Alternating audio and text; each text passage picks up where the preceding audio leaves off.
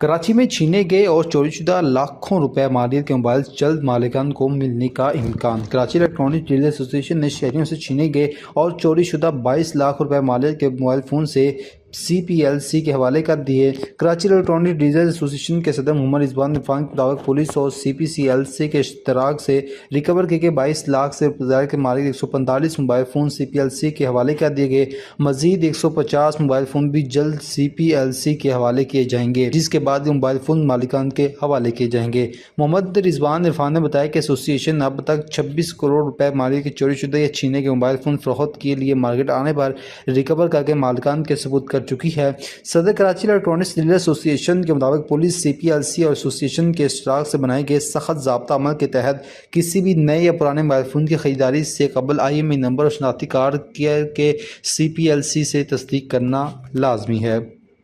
नैब establishment और सियासी मुखालफिन के हाथों इस्तेमाल हो रहा है। इमरान खान। इस्लामाबाद पाकिस्तान तहरीक इंसाफ PTI के बानी और साबिक वज़ीर आज़म इमरान खान और उनकी अहलिया बुशरा बीबी ने तोशाखाना में 2 रेफरेंस में कौमी हिसाब ब्यूरो नैब पर इल्ज़ाम आयद किया है कि इदारा इस्टेबलिशमेंट और सियासी मुखालफिन के हाथों इस्तेमाल हो रहा है ताकि उन्हें सियासत से बाहर रखा जा सके।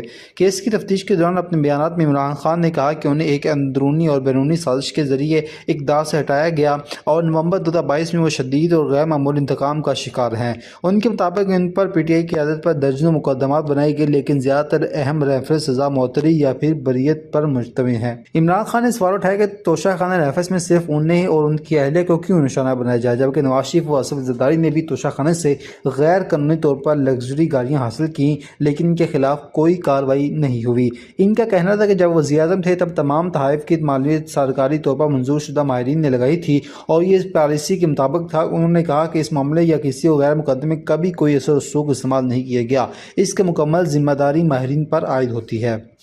पाकिस्तानी काफ़ी अच्छे लोग हैं, बेहतरीन खाना खिलाते हैं। भारतीय बॉलर मेहमान नवाजी के मुतारिफ फास्ट बॉलर इशांत शर्मा ने अपने करियर में दौरा पाकिस्तान की याद ताज़ा करते हुए पाकिस्तान के मेहमान नवाजी की तारीफ़ की है और कहा कि पाकिस्तानी अच्छे लोग हैं, अच्छा इस्तकबाल करते हैं, अच्छा खाना खिलाते हैं।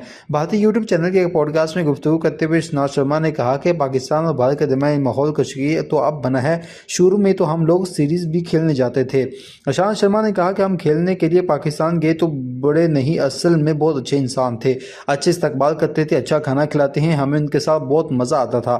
मेज़बान के सवाल पर उन्होंने कहा कि पाकिस्तान के खिलाफ मैच में प्रेशर ज़्यादा होता है, तो तमाम उन्होंने कहा कि मेरे ख्याल से पहले पाक भारत मैच प्रेशर ज़्यादा नहीं होता था, क्योंकि भारतीय टीम जिस पाकिस्तान टीम के खिलाफ खेलती थी उसमें वसीम अकरम, वकार यूनुस, शोएब अख्तर, शाहीन अफरीदी, सकलैन मुश्ताक, इंजमामुल हक जैसे खिलाड़ी शामिल थे। ये सब बड़े खिलाड़ी थे। वाज़ेह है कि 2008 में पाकिस्तान ने एशिया कप की मेज़बानी की थी और उस वक्त इशांत शर्मा भारतीय टीम के स्क्वाड में शामिल थे।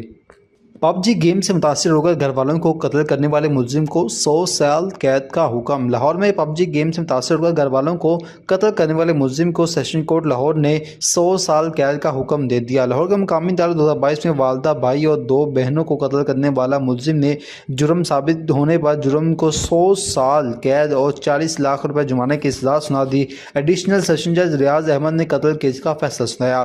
अदालत ने करार दिया कि मुलजिम अली जैन ने 2022 में वालदा, बहन और भाइयों को कत्ल किया। उम्र की वजह से मुलजिम को 4 बार उम्र कैद की सजा सुनाई जा रही है। थाना काना पुलिस ने 2022 में मुकदमा दर्ज किया था। प्रोसिक्यूटर ने गवाह पेश किए। अदालत को बताया कि मुलजिम ने रात के 2 बजे गेम से मुतासर होकर घर वालों पर फायरिंग कर दी थी।